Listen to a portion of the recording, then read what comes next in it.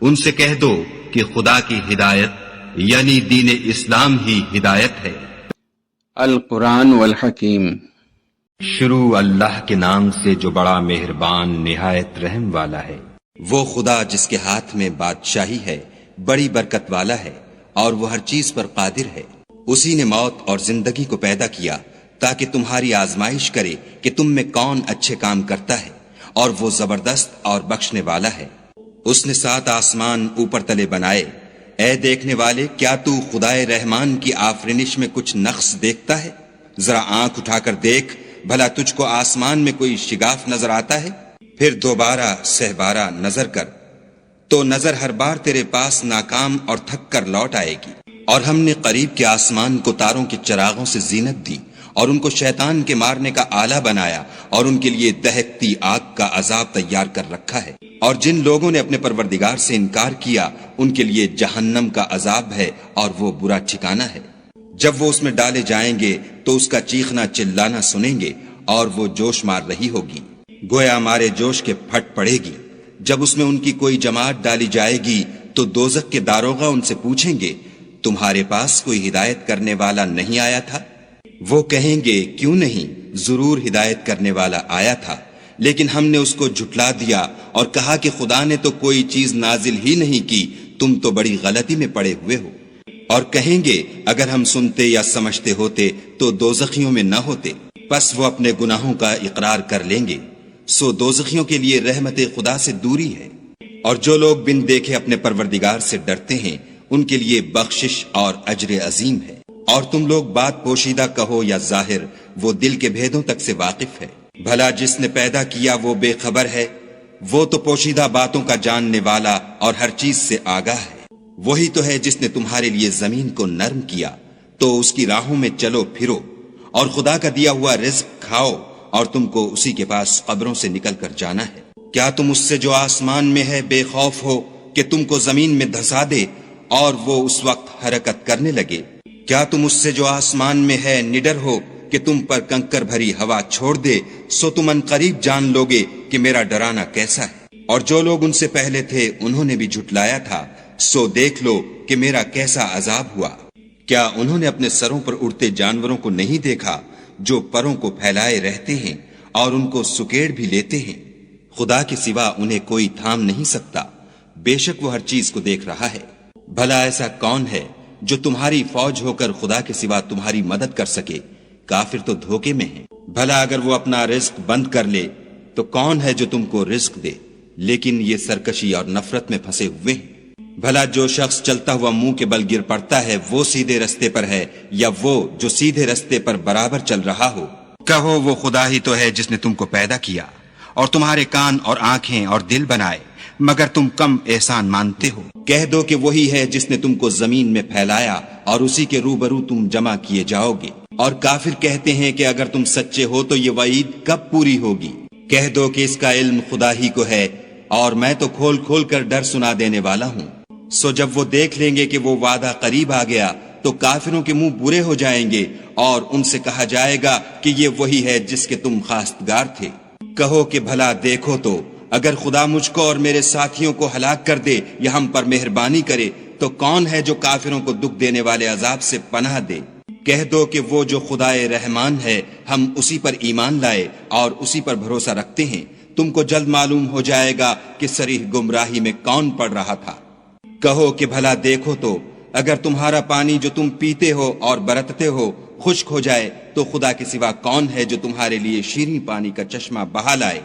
شروع اللہ کے نام سے جو بڑا مہربان نہایت رحم والا ہے۔ نون، قلم کی اور جو اہل قلم لکھتے ہیں اس کی قسم، کہ اے محمد صلی اللہ علیہ وآلہ وسلم، تم اپنے پروردگار کے فضل سے دیوانے نہیں ہو، اور تمہارے لیے بے انتہا اجر ہے، اور تمہارے اخلاق بڑے عالی ہیں۔ سو ان قریب تم بھی دیکھ لوگے اور یہ کافر بھی دیکھ لیں گے کہ تم میں سے کون دیوانہ ہے۔ تمہارا پروردگار اس کو بھی خوب جانتا ہے جو اس کے رستے سے بھٹک گیا، اور ان کو بھی خوب جانتا ہے جو سیدھے رستے پر چل رہے ہیں۔ تو تم جھٹلانے والوں کا کہا نہ ماننا۔ یہ لوگ چاہتے ہیں کہ تم نرمی اختیار کرو تو یہ بھی نرم ہو جائیں، اور کسی ایسے شخص کے کہے میں نہ آ جانا جو بہت قسمیں کھانے والا ذلیل اوقات ہے، تان آمیز اشارتیں کرنے والا، چغلیاں لیے پھرنے والا۔ مال میں بخل کرنے والا حد سے بڑا ہوا بدکار، سخت خو اور اس کے علاوہ بدذات ہے، اس سبب سے کہ مال اور بیٹے رکھتا ہے۔ جب اس کو ہماری آیتیں پڑھ کر سنائی جاتی ہیں تو کہتا ہے کہ یہ اگلے لوگوں کے افسانے ہیں، ہم ان قریب اس کی ناک پر داغ لگائیں گے۔ ہم نے ان لوگوں کی اسی طرح آزمائش کی ہے جس طرح باغ والوں کی آزمائش کی تھی، جب انہوں نے قسمیں کھا کھا کر کہا کہ صبح ہوتے ہوتے ہم اس کا میوہ توڑ لیں گے، اور انشاءاللہ نہ کہا۔ سو وہ ابھی سو ہی رہے تھے کہ تمہارے پروردگار کی طرف سے راتوں رات اس پر ایک آفت پھر گئی، تو وہ ایسا ہو گیا جیسے کٹی ہوئی کھیتی۔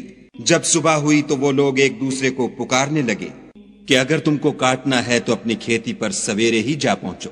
تو وہ چل پڑے اور آپس میں چپکے چپکے کہتے جاتے تھے کہ آج یہاں تمہارے پاس کوئی فقیر نہ آنے پائے، اور کوشش کے ساتھ سویرے ہی جا پہنچے، گویا کھیتی پر قادر ہیں۔ جب باغ کو دیکھا تو ویران کہنے لگے کہ ہم رستہ بھول گئے ہیں، نہیں بلکہ ہم برگشتہ بخت بے نصیب ہیں۔ ایک جو ان میں فرزانہ تھا بولا، کیا میں نے تم سے نہیں کہا تھا کہ تم تسبیح کیوں نہیں کرتے؟ تب وہ کہنے لگے کہ ہمارا پروردگار پاک ہے، بے شک ہم ہی قصوروار تھے۔ پھر لگے ایک دوسرے کو رو در رو ملامت کرنے، کہنے لگے ہائے شامت، ہم ہی حد سے بڑھ گئے تھے۔ امید ہے کہ ہمارا پروردگار اس کے بدلے میں ہمیں اس سے بہتر باغ عنایت کرے۔ ہم اپنے پروردگار کی طرف رجوع لاتے ہیں۔ دیکھو عذاب یوں ہوتا ہے، اور آخرت کا عذاب اس سے کہیں بڑھ کر ہے، کاش یہ لوگ جانتے ہوتے۔ پرہیزگاروں کے لیے ان کے پروردگار کے ہاں نعمت کے باغ ہیں۔ کیا ہم فرما برداروں کو نافرمانوں کی طرح نعمتوں سے محروم کر دیں گے؟ تمہیں کیا ہو گیا ہے، کیسی تجویزیں کرتے ہو؟ کیا تمہارے پاس کوئی کتاب ہے جس میں یہ پڑھتے ہو کہ جو چیز تم پسند کرو گے وہ تم کو ضرور ملے گی؟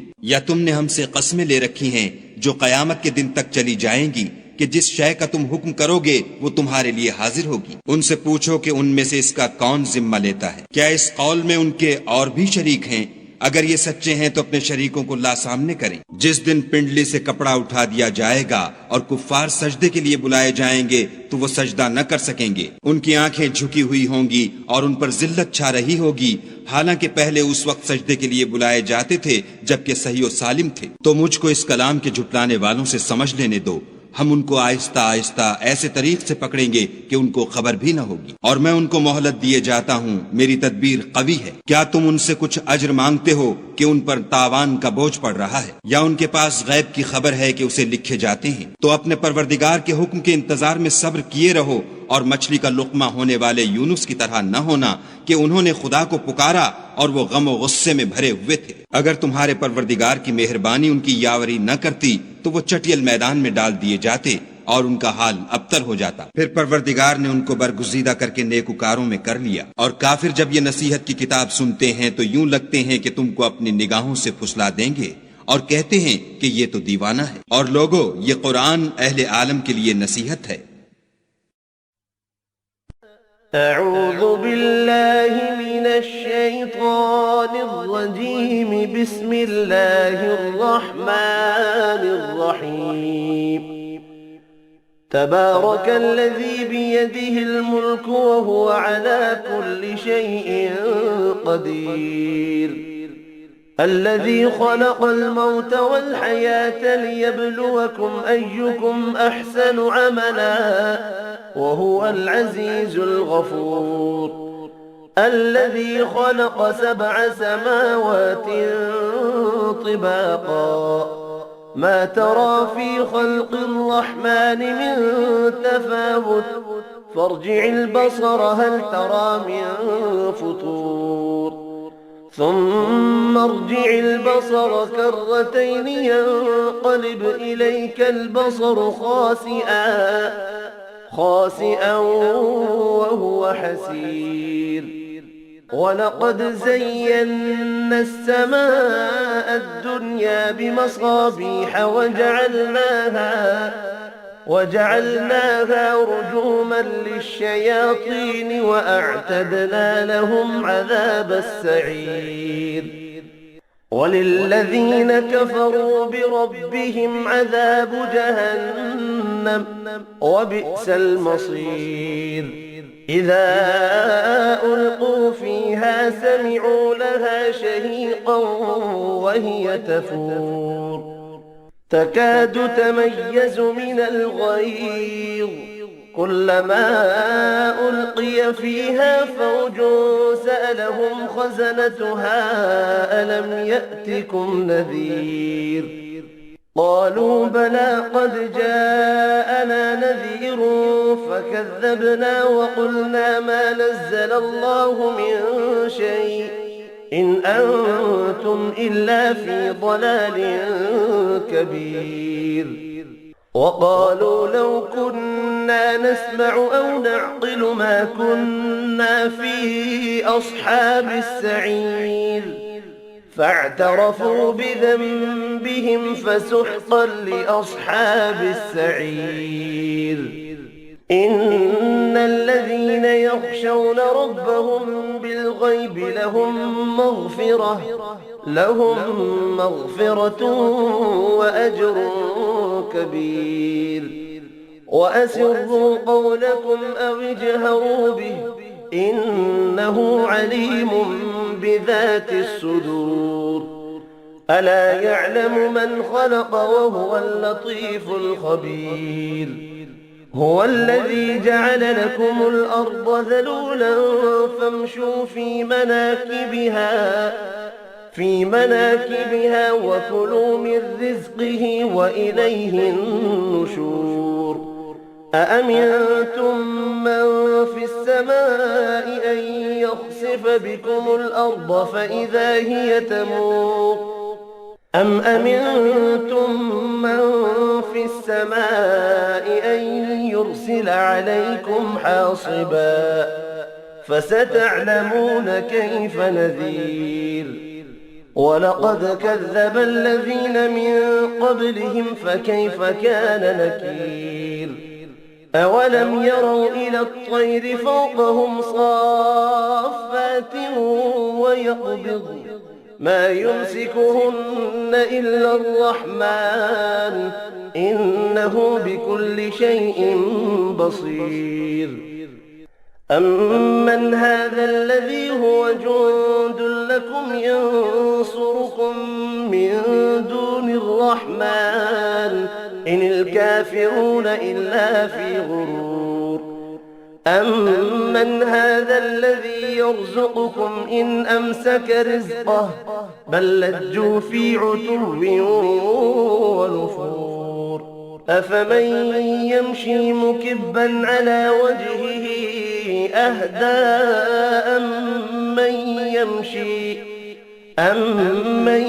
يمشي سويا على صراط مستقيم قل هو الذي أنشأكم وجعل لكم السمع والأبصار والأفئدة قليلا ما تشكرون قل هو الذي ذرأكم في الأرض وإليه تحشرون ويقولون متى هذا الوعد إن كنتم صادقين قل إنما العلم عند الله وإنما أنا نذير مبين فلما رأوه زلفة سيئت وجوه الذين كفروا وقيل هذا الذي كنتم به تدعون قل أرأيتم إن أهلكني الله ومن معي أو رحمنا فمن يجير الكافرين من عذاب أليم قل هو الرحمن آمنا به وعليه توكلنا فستعلمون من هو في ضلال مبين قل أرأيتم إن أصبح ماؤكم غورا فمن يأتيكم بماء معين بسم الله الرحمن الرحيم نون والقلم وما يسطرون ما أنت بنعمة ربك بمجنون وإن لك لأجرا غير ممنون وإنك لعلى خلق عظيم فستبصر ويبصرون بأيكم المفتون إن ربك هو أعلم بمن ضل عن سبيله وهو أعلم بالمهتدين فلا تطع المكذبين ودوا لو تدهن فيدهنون ولا تطع كل حلاف مهين هماز مشاء بنميم مناع للخير معتد أثيم عتل بعد ذلك زنيم أن كان ذا مال وبنين إذا تتلى عليه آياتنا قال أساطير الأولين سنسمه على الخرطوم إنا بلوناهم كما بلونا أصحاب الجنة إذ أقسموا ليصرمنها مصبحين ولا يستثنون فطاف عليها طائف من ربك وهم نائمون فأصبحت كالصريم فتنادوا مصبحين أن اغدوا على حرثكم إن كنتم صارمين فانطلقوا وهم يتخافتون ألا يدخلنها اليوم عليكم مسكين وغدوا على حرد قادرين فلما رأوها قالوا إنا لضالون بل نحن محرومون قال أوسطهم ألم أقل لكم لولا تسبحون قالوا سبحان ربنا إنا كنا ظالمين فأقبل بعضهم على بعض يتلاومون قالوا يا ويلنا إنا كنا طاغين عسى ربنا أن يبدلنا خيرا منها إنا إلى ربنا راغبون كذلك العذاب ولعذاب الآخرة أكبر لو كانوا يعلمون إن للمتقين عند ربهم جنات النعيم أفنجعل المسلمين كالمجرمين ما لكم كيف تحكمون أم لكم كتاب فيه تدرسون إن لكم فيه لما تخيرون أم لكم أيمان علينا بالغة إلى يوم القيامة إن لكم لما تحكمون سلهم أيهم بذلك زعيم أم لهم شركاء فليأتوا بشركائهم إن كانوا صادقين يوم يكشف عن ساق ويدعون إلى السجود فلا يستطيعون خاشعة أبصارهم ترهقهم ذلة وقد كانوا يدعون إلى السجود وهم سالمون فذرني ومن يكذب بهذا الحديث سنستدرجهم من حيث لا يعلمون وأملي لهم إن كيدي متين أم تسألهم أجرا فهم من مغرم مثقلون أم عندهم الغيب فهم يكتبون فاصبر لحكم ربك ولا تكن كصاحب الحوت إذ نادى وهو مكظوم لولا أن تداركه نعمة من ربه لنبذ بالعراء وهو مذموم فاجتباه ربه فجعله من الصالحين وإن يكاد الذين كفروا ليزلقونك بأبصارهم لما سمعوا الذكر ويقولون إنه لمجنون وما هو إلا ذكر للعالمين صدق الله العظيم. वमा खलक़तुल जिन्न वल इंस इल्ला लियअबुदून। और मैंने जिन्नों और इंसानों को इसलिए पैदा किया है कि मेरी इबादत करें।